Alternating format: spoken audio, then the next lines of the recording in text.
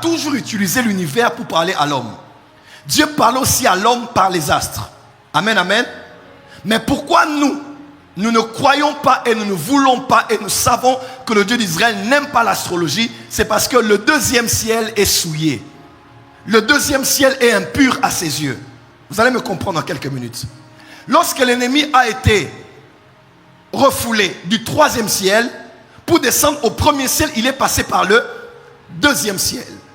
Ainsi, lui ainsi que son armée et les esprits qui ont décidé de se rebeller avec lui. Rappelez-vous, Apocalypse 12, verset 12 dit: malheur à la terre, on dit heureux ceux qui sont dans les cieux, ceux qui y habitent, mais malheur à la terre et à la mer, parce que le diable est descendu parmi vous animé d'une grande colère, sachant qu'il a peu de temps.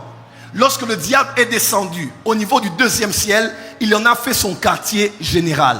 C'est ainsi que le soleil est souillé, la lune est souillée, et les planètes ainsi que les étoiles. Voilà pourquoi nous les chrétiens, nous ne mettons pas notre futur entre les mains des astres au deuxième ciel, mais entre les mains du soleil de la justice qui est au troisième ciel. On peut avancer? Et lorsqu'ils sont descendus, ils sont venus même sur la terre, ils ont poussé les hommes à commencer à les adorer. J'ai parlé ici des anges gardiens des nations, n'est-ce pas? Plusieurs anges gardiens des nations se sont corrompus et ont commencé maintenant à réclamer l'adoration pour eux.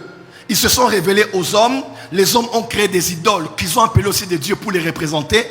Certains se sont manifestés parmi les hommes sous la forme d'animaux, sous la forme de reliefs, sous la forme de beaucoup de réalités de la nature. Et les hommes, au lieu d'adorer le Dieu des dieux, ont commencé à adorer les dieux. Et les dieux ont détourné la vraie adoration qui devait revenir au Dieu de Dieu et ils ont placé l'adoration sur eux.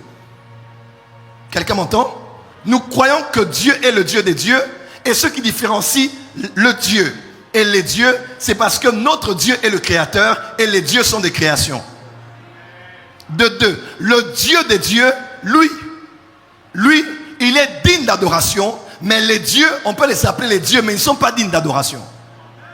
Mais plusieurs fils de Dieu, plusieurs anges de Dieu se sont corrompus. Voilà pourquoi dans le psaume, on a dit, Dieu siège dans l'assemblée de Dieu et il convoque les dieux autour de lui et commence à les blâmer parce qu'ils n'ont pas bien jugé la terre.